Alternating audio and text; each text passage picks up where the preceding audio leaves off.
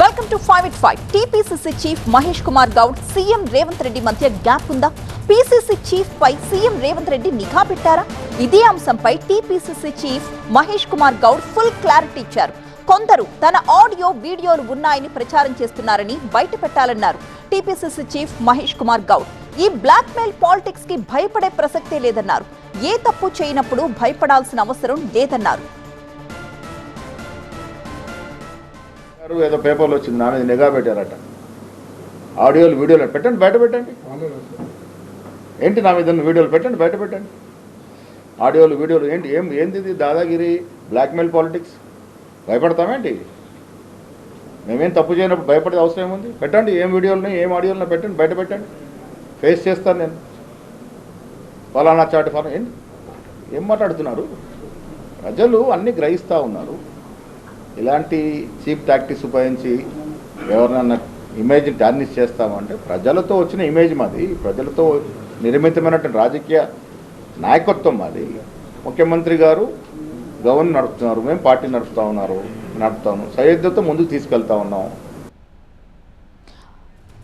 Full details అందించడానికి మా ప్రతినిధి ప్రభాకర్ లైవ్ లో సిద్ధంగా ఉన్నారు. ప్రభాకర్, అసలు మహేష్ కుమార్ గౌడ్ కి సీఎం రేవంత్ రెడ్డికి మధ్య గ్యాప్ ఉందని, సీఎం రేవంత్ రెడ్డి ఆయన మీద నిఘా పెట్టారని ఈ వార్తలన్నీ ఎందుకు ప్రచారంలోకి వచ్చాయి? అసలు మహేష్ కుమార్ గౌడ్ ఆల్రెడీ తన బయటలో కోట్ చేశారు, ఒక పేపర్లో వచ్చాయి. సో దానిపైన నేను స్పందించాల్సిన అవసరం లేదు, బట్ క్లారిటీ కోసం చెప్తున్నాను. మా మధ్య ఎలాంటి గ్యాప్ లేదు, అసలు ఆ గ్యాప్ అనే సమస్య లేదు. కోఆర్డినేషన్ కమిటీ మీటింగ్ తర్వాత కూడా మా మధ్య గ్యాప్ ఉందని ప్రచారం చేశారు. ఢిల్లీలో జరిగిన మీటింగ్లో చాలా కార్డియల్ వాతావరణంలో జరిగింది, చాలా విషయాలు మాట్లాడుకున్నాం. ఆ మీటింగ్ అంతా కూడా మీనాక్షి అధ్యక్షతన జరిగింది. ఆ మీటింగ్లో కూడా చాలా ప్రచారాలు బయట కల్పించారు.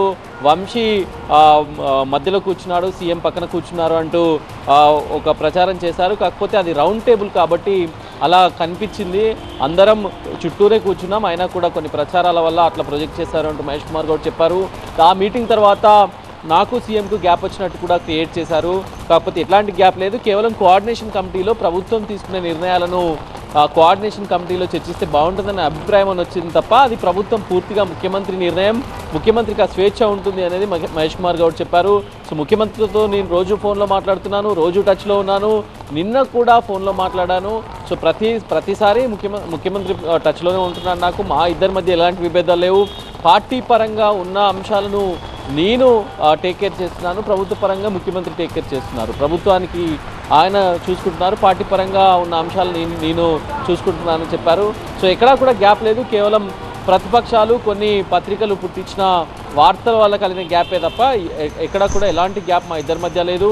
చాలా సమన్వయంతో కలిసికట్టుగా పనిచేస్తున్నాం, సీఎం కూడా అదే చెప్తున్నారు అని చెప్పారు. Right, thank you Prabhakar. AP cabinet పలు కీలక నిర్ణయాలు తీసుకుంది. అమరావతి కన్వెన్షన్ సెంటర్ కి గ్రీన్ సిగ్నల్ ఇచ్చింది. పాత భూ కేటాయింపులు రద్దు చేసి కొత్తగా కేటాయించింది. బల్క్ డ్రగ్ పార్క్ కి 680 కోట్ల రూపాయల రుణం, కొత్త పీపీపీ పాలసీ 2026 కి గ్రీన్ సిగ్నల్ ఇచ్చింది. 2 ప్రైవేట్ యూనివర్సిటీలకి కేబినెట్ ఆమోదం తెలిపింది. ఆర్బీఎస్ ప్రగతి యూనివర్సిటీలకి ఓకే చెప్పింది. విద్యాశాఖలో 15 కొత్త డీఈఓ పోస్టులు భర్తీ చేయాలని నిర్ణయించింది. క్వాంటమ్ వ్యాలీకి అదనపు కన్సల్టెంట్ కి ఆమోదం తెలిపింది. అమరావతి నిర్మాణాలపై సీఎం చంద్రబాబు సూచనలు చేశారు. తెలుగు సంస్కృతి సాంప్రదాయాలు ప్రతిబింబించేలా భవనాల డిజైన్లు రూపొందించాలన్నారు. సిఆర్డీఏ, పురపాలక శాఖల ప్రత్యేక దృష్టి పెట్టాలన్నారు. రాష్ట్రంలో 48% వర్షపాతం లోటు ఉందన్న సీఎం చంద్రబాబు తాగునీటికి ప్రాధాన్యం ఇవ్వాలన్నారు. రైతులు ముందస్తు ప్రణాళికతో వ్యవహరించాలన్నారు. కేబినెట్ సమావేశంలో సీఎం చంద్రబాబు కీలక వ్యాఖ్యలు చేశారు. వైసీపీ అరాచకాల్ని అరికట్టడానికి 2 నిమిషాలు చాలన్నారు. రాజకీయ ముసుగులో నేరాలు చేస్తున్నారని ఆగ్రహం వ్యక్తం చేశారు. జగన్ పరామర్శ అంటేనే ప్రజలు భయపడే పరిస్థితి వచ్చిందన్నారు. ఇదే అంశానికి సంబంధించి పూర్తి అప్డేట్స్ తో మా ప్రతినిధి ఈశ్వర్ సిద్ధంగా ఉన్నారు. Eshwar, AP cabinet overall updates ఏంటి, ఎలాంటి నిర్ణయాలు తీసుకున్నారు?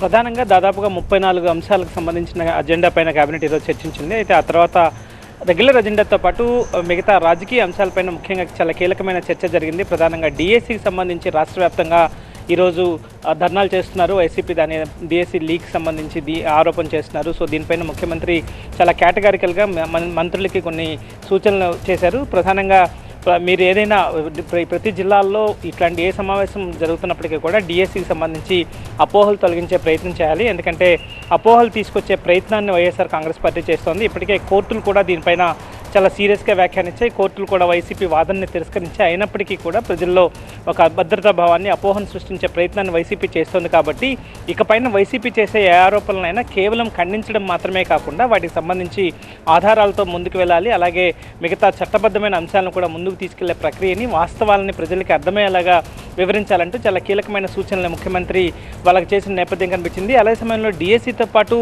మిగతా నిన్న దేవరపల్లి ఘటనకు సంబంధించి కూడా ముఖ్యమంత్రి చాలా స్పష్టంగా ముఖ్యమంత్రి మంత్రులకి సూచనలు చేశారు. ప్రధానంగా నిన్న జరిగిన ఘటనలో అక్కడికి వెళ్ళిన సందర్భంలో వైసీపీ కార్యకర్తలు తీవ్రంగా రెచ్చిపోయారు. ఒక మహిళకు సంబంధించిన టిఫిన్ షాపును కావచ్చు, లేకపోతే మిగతా కొన్ని దుకాణాలను కావచ్చు, లేకపోతే పొగాకు రైతులకు సంబంధించిన రైతు బేళ్లను కాళ్లతో తొక్కివేయడం ద్వారా అక్కడ తీవ్రంగా రైతులు నష్టపరిచారు. సో జగన్ పర్యటన చేస్తున్న సందర్భంలో శాంతి భద్రతలు దెబ్బతింటున్నాయన్న భావన ప్రజల్లో కలుగుతోంది. అది ప్రభుత్వానికి చెడ్డ పేరు తెస్తోంది. దాని పట్ల చాలా అప్రమత్తంగా ఉండాలి. వాటిని ఎప్పటికప్పుడు ఖండించే ప్రయత్నం చేయాలి.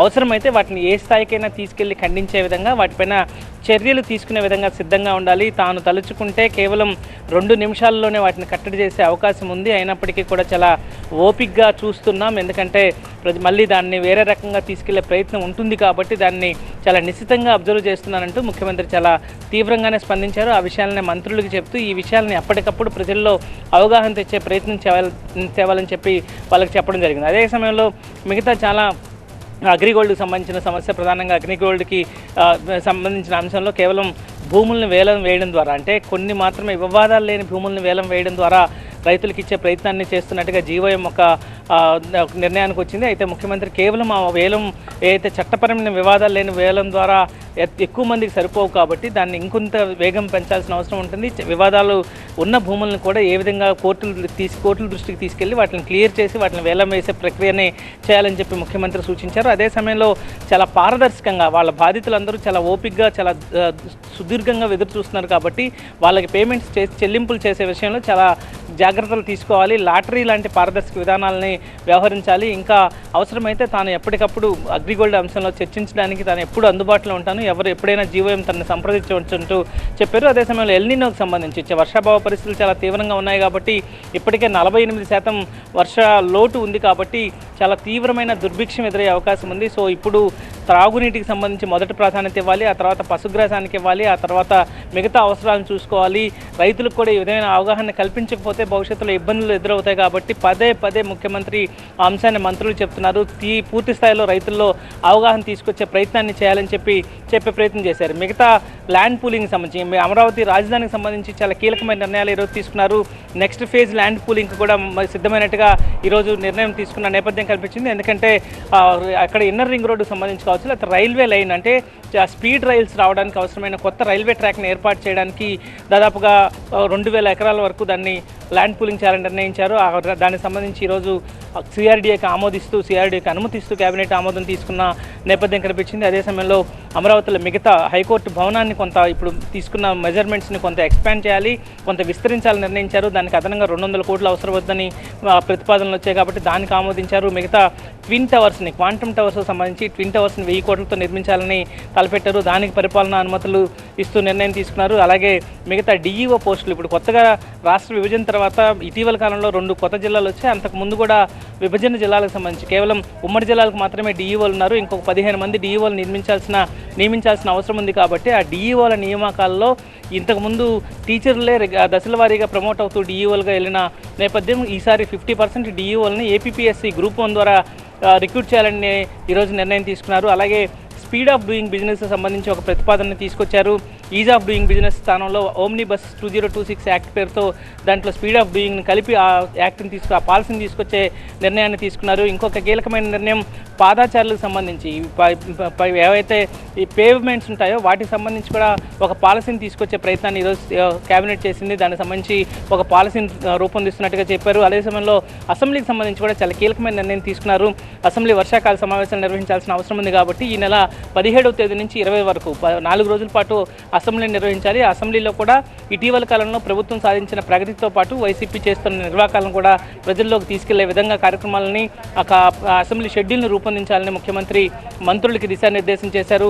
మిగతా అనేక కొన్ని రెగ్యులర్గా కొన్ని ప్రైవేట్ కళాశాలకి యూనివర్సిటీ హోదా కల్పిస్తూ కీలకమైన నిర్ణయాలు తీసుకున్నారు. అలాగే కొన్ని ప్రాంతాల్లో పుట్టపర్తి, మదనపల్లి లాంటి ప్రాంతాల్లో తెలుగుదేశం పార్టీకి సంబంధించిన కార్యాలయాలకు సంబంధించి స్థలాల కేటాయింపుకు సంబంధించిన కీలకమైన నిర్ణయాన్ని ఈరోజు కేబినెట్ తీసుకుంది. మిగతా వాటితో పాటు 3 చక్కెర కర్మాగారాలకు సంబంధించి సహకార రంగంలో ఉన్న చక్కెర కర్మాగారాలు కొన్ని దాదాపుగా మూతపడిపోయి ఉన్నాయి. చాలా కాలం నుంచి అక్కడ ఉన్న ఫ్యాక్టరీకి సంబంధించిన మిషనరీ మొత్తం చెడిపోయింది. అదే సమయంలో అక్కడ కోట్లాది రూపాయల విలువైన భూమి నిరుపయోగంగా పడి ఉంది. సో ఆ భూమిని వినియోగంలోకి తీసుకురావడం ద్వారా అక్కడ ఉపాధి కల్పించే అవకాశం ఉంటుంది, అక్కడ పరిశ్రమలు తీసుకొచ్చే అవకాశం ఉంటుంది. కాబట్టి ఆ దిశగా ఏపీఐసీసీకి ఆ భూములను ఇచ్చి అక్కడ పరిశ్రమల ఏర్పాటుకి జాగ్రత్తలు తీసుకోవాలని చెప్పి ముఖ్యమంత్రి సూచించిన నేపథ్యం కనిపించింది. సో ఓవరాల్గా అభివృద్ధి సంక్షేమంతో పాటు మౌలిక రంగాల విషయం సంబంధించి కావచ్చు, పెట్టుబడులకు సంబంధించి చాలా కీలకమైన నిర్ణయాలు ఈరోజు ప్రభుత్వం తీసుకున్న నేపథ్యం కనిపించింది.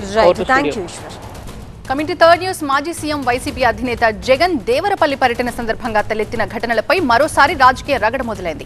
మాజీ సీఎం జగన్ సెక్యూరిటీ విషయంలో ప్రభుత్వం కావాలని నిర్లక్ష్యంగా వ్యవహరిస్తుందంటూ వైసీపీ నేతలు మండిపడ్డారు.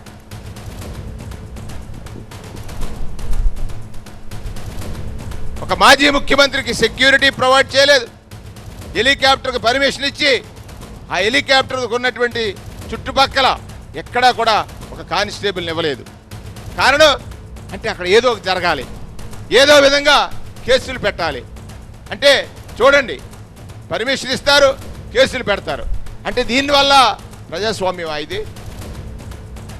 జగన్ దేవరపల్లి పర్యటనపై టీడీపీ దుష్ప్రచారం చేస్తుందన్నారు మాజీ మంత్రి తానేటి వనిత. జగన్ ని చూసేందుకు కొందరు యువకులు ఉత్సాహం చూపించారని, ఇక ఈ క్రమంలో లక్ష్మి అనే మహిళ దుకాణంలో దేవుడి ఫోటో పడిపోయిందని వెల్లడించారు. దీనిపై టీడీపీ నేతలు కావాలని రాద్ధాంతం చేస్తున్నారని విమర్శించారు. ఆ రోడ్డు పక్కన ఉన్న ఒక దుకాణం, ఈ లక్ష్మి గారి దుకాణం, ఆ దుకాణంలోకి గబగబా వెళ్ళి పరిగెత్తి వెళ్ళి వారి పైకి టెర్రస్ మీదకి వెళ్ళి ఏదో ఫోటోలు దిగడానికి వాళ్ళు పరిగెత్తినప్పుడు వీరి దుకాణంలో ఒక చిన్న టేబుల్ మీద ఒక దుర్గాదేవి మాత ఫోటో ఉంటే అది వాళ్ళందరూ పరిగెత్తే క్రమంలో అది కింద పడింది. కింద పడిపోతే దాన్ని కూడా భూతద్దంలో చూస్తూ ఏదో కావాలని దేవతల్ని కించపరుస్తున్నారు, విసిరేశారు అని మాట్లాడుతున్నారు. అంటే ఏమనుకోవాలండి వీళ్ళని? ఈ రోజున వాళ్ళు యువకులు ఏదో ఉత్సాహంతో అన్నతో వీడియో తీసుకోవాలి, అన్నని పైనుండి చక్కగా వీడియో తీయాలని ఏదో రకరకాల ఆలోచనలతో వాళ్ళు పరిగెత్తి వెళ్ళినప్పుడు జరిగిన చిన్న పొరపాటుని కూడా ఈ రోజున వాళ్ళు భూతద్దంలో చూసి అదేదో రాజకీయం చేయాలి, బురద జల్లాలని చూడడం అనేది ఎంతవరకు కరెక్ట్? అయితే జగన్ పర్యటన సందర్భంగా జరిగిన పరిణామాలపై టీడీపీ నేతలు మండిపడుతున్నారు. రైతులకు పరామర్శ పేరుతో విజయోత్సవ యాత్రకు వచ్చినట్టుగా వచ్చారన్నారు. రక్షణ కల్పించిన అధికారులని వైసీపీ నేతలు బెదిరిస్తున్నారని ఆరోపించారు. ఈరోజు బల ప్రదర్శన చేసే పరిస్థితుల్లో ఈరోజు ఎక్కడికి వచ్చినా విధ్వంసాలు సృష్టించడం, ఉద్రేకాలను ప్రేరేపించడం, అరాచకాలు సృష్టించడం చేస్తూ ఉంటే మేము చూస్తూ ఊరుకోవాలా? ఈరోజు మేము చర్యలు తీసుకుంటా ఉంటే ఎవరో సైడ్ ఒక మనిషి బయటకు వస్తాడు, రెడ్ బుక్ రాజ్యాంగం. చట్టం తన పని తను చేసుకెళ్తుంది. పూర్తి అప్డేట్స్ అందించడానికి మా ప్రతినిధి రవి లైవ్ లో సిద్ధంగా ఉన్నారు. రవి, వైసీపీ నేతలు సెక్యూరిటీకి సంబంధించినటువంటి అడుగుతున్న ప్రశ్నలకి, చేస్తున్నటువంటి వ్యాఖ్యలకి టీడీపీ నేతల నుంచి ఎలాంటి కౌంటర్స్ వస్తున్నాయి? నిన్నటి నుంచి కూడా పూర్తిగా కూడా అటు అధికార పార్టీ, తెలుగుదేశం పార్టీ, కూటమి నాయకుల నుంచి, అదేవిధంగా వైసీపీ నుంచి ప్రధానంగా కూడా చాలా పెద్ద ఎత్తున మాటల యుద్ధమే ఈ విషయంలో జరుగుతుందని చెప్పుకోవచ్చు. మాజీ ముఖ్యమంత్రి జెడ్ కేటగిరీ భద్రత ఉన్నటువంటి వ్యక్తి దేవరపల్లికి చేరుకుని అక్కడ పొగాకు రైతులను పరామర్శించి వారిని అడ్రస్ చేసేటువంటి క్రమంలో జరిగినటువంటి కార్యక్రమం మొత్తం కూడా ఒక పెద్ద బల ప్రదర్శనగా జరిగిందని చెప్పేసి కూటమి నాయకులు విమర్శిస్తుంటే, కనీసం మాజీ ముఖ్యమంత్రి హోదాలో వచ్చినటువంటి వ్యక్తికి కనీసం పోలీసుల రక్షణ కూడా కల్పించలేదని చెప్పేసి పెద్ద ఎత్తున కూడా ఇటు వైసీపీ నుంచి కూడా విమర్శలు వస్తున్న పరిస్థితి కనిపిస్తుంది.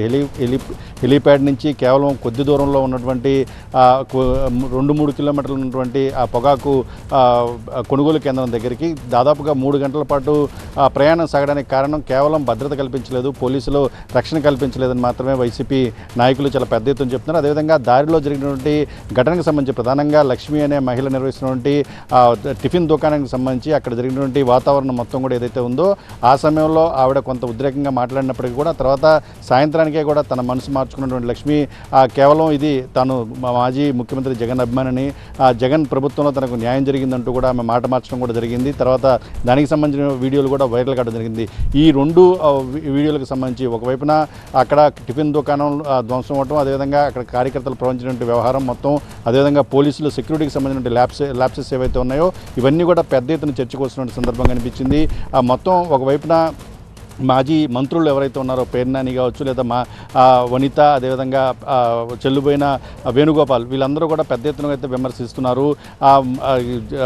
జగన్ పర్యటనకు వస్తారని చెప్పేసి మేము వారం ముందుగానే ప్రభుత్వాన్ని కోరాము, పోలీసులను ఎస్పీని కలిసి ముందుగానే అనుమతులు తీసుకున్నాము, ఎక్కడ హెలిప్యాడ్ దిగాలి, ఎలా పర్యటన సాగాలి మొత్తం కూడా ముందుగా ఉన్నప్పటికీ కూడా ముందు రోజు రాత్రి వరకు కూడా హడావుడి చేసినటువంటి పోలీసులు కరెక్ట్గా జగన్ వచ్చిన సందర్భంలో ఒక్కడ కూడా లేకుండా అంతా కూడా మాయమైపోయారు.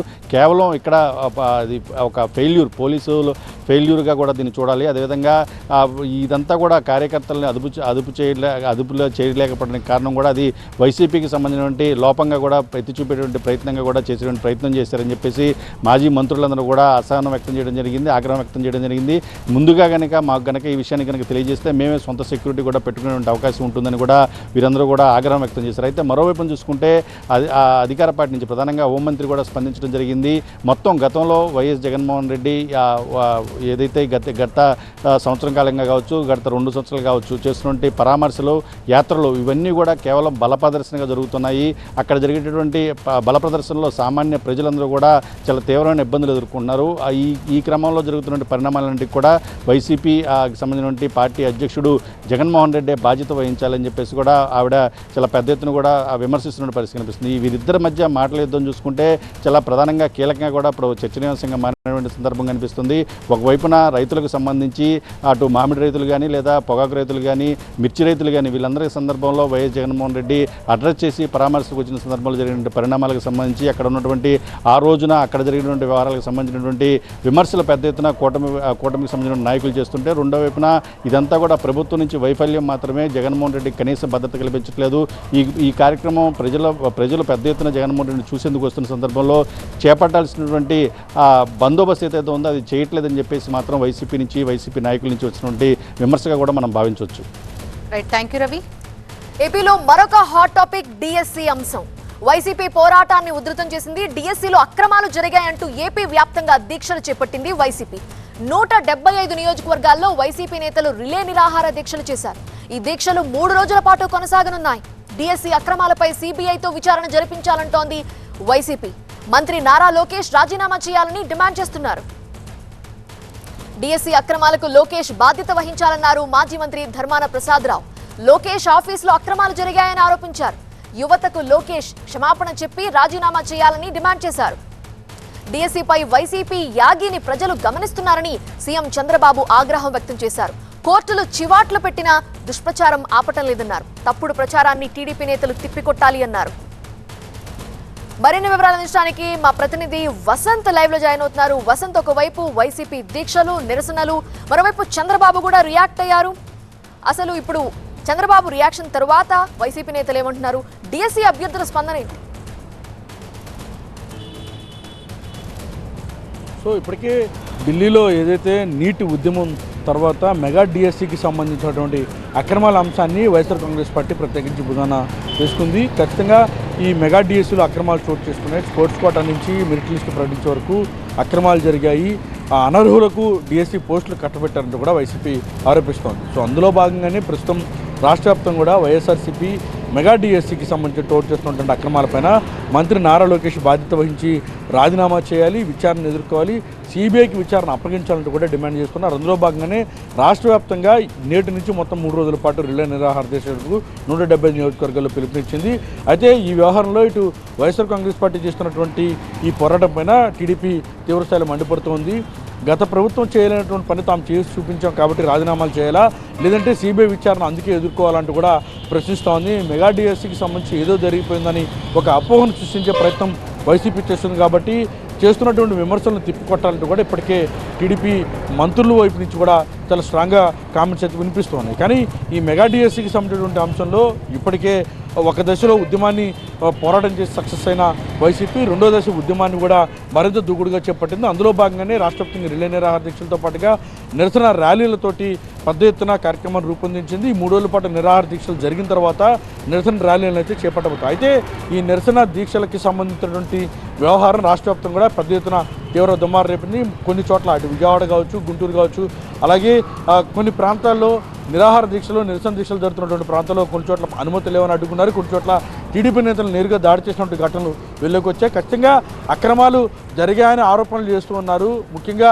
ఈ నిరసనల పేరుతోటి దీక్షల పేరుతోటి మంత్రి నారా లోకేష్ దూషిస్తున్నారు కాబట్టి ఎట్టి పరిస్థితులు ఉపేక్షించమంటూ కూడా ఇప్పటికే టీడీపీ నేతలు ఇటు ఎవరైతే దీక్షలు చేస్తున్నటువంటి వారు వారికి వార్నింగ్ ఇస్తూ ఉన్నారు. ఖచ్చితంగా దీక్షలు చేయండి, నిరసనలు చేయండి, కానీ ఆరోపణలు చేస్తూ నిరాహార దీక్షల పేరుతోటి ఆందోళనలు చేపడుతూ నారా లోకేష్ను దూషించినా లేదా సీఎం చంద్రబాబును దూషించినా కూడా ఎట్టి పరిస్థితులు ఉపేక్షించమని చెప్పారు. ఈరోజు విజయవాడలో జరిగినటువంటి ఈ ఘటనలో చాలా పూర్తిగా అంటే నిరాహార దీక్షకు దిగినటువంటి దీక్షా శిబిరం మొత్తాన్ని కూడా స్వాధీనం చేసుకుని టీడీపీ నేతలు అక్కడ అభినందన పేరుతోటి ఇటు నారా లోకేష్ సంబంధించినటువంటి మంత్రి ఫ్లెక్సీ ఏర్పాటు చేసి అక్కడే ధన్యవాదాలు తెలుపుతూ పెద్ద ఎత్తున అక్కడ సంబరాలు చేసుకున్నారు టీడీపీ శ్రేణులు. కానీ ఈ మొత్తం ఎంటైర్ ఎపిసోడ్ పైన ఇటు వైఎస్ఆర్ కాంగ్రెస్ పార్టీ తీవ్ర ఆగ్రహంతో ఉంది. ఆరోపణలు వచ్చినప్పుడు ఎదుర్కోవాలి, అడిగినటువంటి ప్రశ్నలకు సమాధానం చెప్పాలి. ఇవేమీ చెప్పకుండా దాడులు చేయడం, అక్రమ కేసులు పెట్టడం, అరెస్టులు చేయడం ఏంటంటూ కూడా వైసీపీ ప్రశ్నిస్తోంది. ఎట్టి పరిస్థితుల్లో మెగా డిఎస్సి అక్రమాలపైన పోరాటం చేసి తీరుతామని కూడా వైసీపీ స్పష్టం చేస్తోంది. నేటి నుంచి మొత్తం 3 రోజుల పాటు ఈ రిలే నిరాహార దీక్షలు అయితే కొనసాగుతాయి. 175 నియోజకవర్గాల్లో ఆయా నియోజకవర్గాల ఇన్ఛార్జీలు మొత్తం 3 రోజుల పాటు ఈ దీక్షలు కొనసాగించనున్నారు. Right Vasanth, thank you for joining. ఇక విదేశీ నిధుల నియంత్రణ చట్టం FCRA సవరణ 2026 బిల్పై కేంద్రం కసరత్తు వేగవంతం చేసింది. FCRA బిల్లును లోక్సభలో ప్రవేశపెట్టబోతున్నారు కేంద్ర హోంమంత్రి అమిత్ షా. విదేశీ నిధుల అక్రమ వినియోగాన్ని అరికట్టడమే లక్ష్యంగా ఈ బిల్లు తీసుకొస్తోంది కేంద్రం. అయితే FCRA బిల్లును వ్యతిరేకిస్తామని విపక్షాలు స్పష్టం చేశాయి.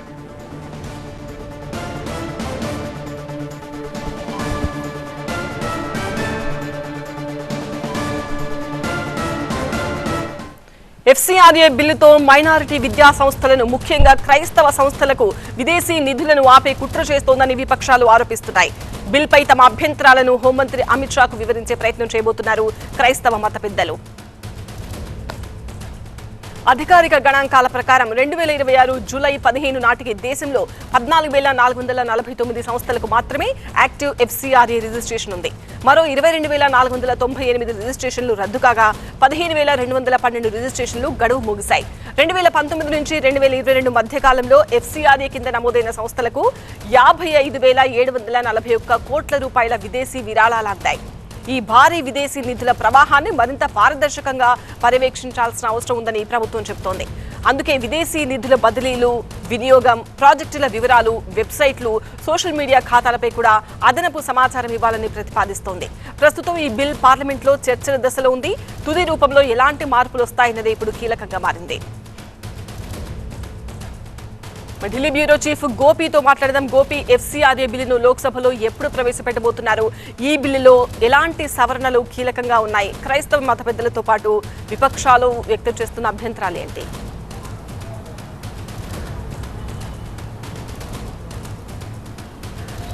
విదేశీ విరాళాల నియంత్రణ సవరణ చట్టం 2010కి సంబంధించిన బిల్లు పార్లమెంటు సజావుగా జరగడం లేదు. సో ఆర్డర్లో వచ్చిన తర్వాత, ఎందుకంటే కేంద్ర హోంమంత్రి దీన్ని ప్రవేశపెట్టాల్సి ఉంది, కానీ కేంద్ర హోంమంత్రి అమిత్ షా ఈ విద్యార్థులపై జరిగిన దాడికి సంబంధించి సమాధానం చెప్పాలని చెప్పి విపక్షాలు ఆందోళన చేస్తున్న నేపథ్యంలో ఈ ఉభయ సభలో కూడా 14 రోజులుగా ఎటువంటి చర్చలు లేకుండానే బిల్లులు ఆమోదం పొందుతున్న పరిస్థితి ఉంది. సో ఇప్పుడు ఈ FCRA బిల్లు సవరణ బిల్లుకు సంబంధించి విపక్షాలు కొన్ని అభ్యంతరాలు లేవనెత్తుతున్నాయి. పారదర్శకంగా విదేశీ విరాళాల నిర్వహణ కోసం ఈ బిల్లు అని చెప్పి కేంద్రం చెప్తున్నప్పటికీ కూడా ప్రధానంగా చర్చిలు, అలాగే చారిటీలు, వీటిని నియంత్రించేందుకు కేంద్రం కుట్ర పన్నుతోంది.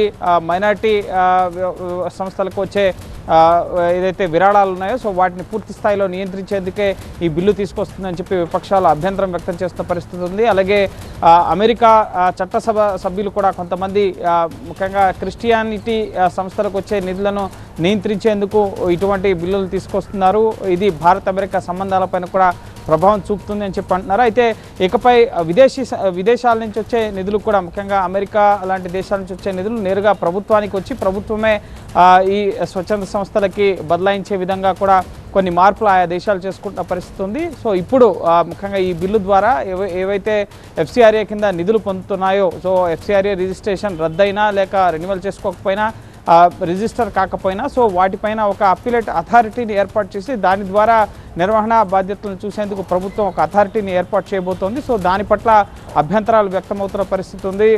ఈ ఎఫ్సిఆర్ఏ నిబంధనలు చారిటీలు అలాగే ఏవైతే విదేశీ విరాళాలపై ఆధారపడి పనిచేస్తున్న స్వచ్ఛంద సంస్థలు ఉన్నాయో సో వాటిని నియంత్రించేందుకే ఈ విధంగా ఎఫ్సిఆర్ఏ బిల్లును తీసుకొస్తున్నారు అని చెప్పి దాని పట్ల వ్యతిరేకత వ్యక్తమవుతుంది. కానీ కేంద్రం మాత్రం పారదర్శకంగా విదేశీ విరాళాల నిధులను ఇతర అంశాలకి ఇతర వ్యవహారాలకు మళ్లించకుండా ఒక విధానం అంటూ ఉండాలన్న ఉద్దేశంలో భాగంగానే కేంద్ర ప్రభుత్వం ఈ బిల్లును తీసుకొస్తున్నట్లుగా చెప్తుంది. సో చూడాలి, పార్లమెంట్ సజావుగా జరిగితేనే ఈ ఎఫ్సిఆర్ఏ బిల్లు పార్లమెంట్ ముందుకు వచ్చే అవకాశం ఉంది.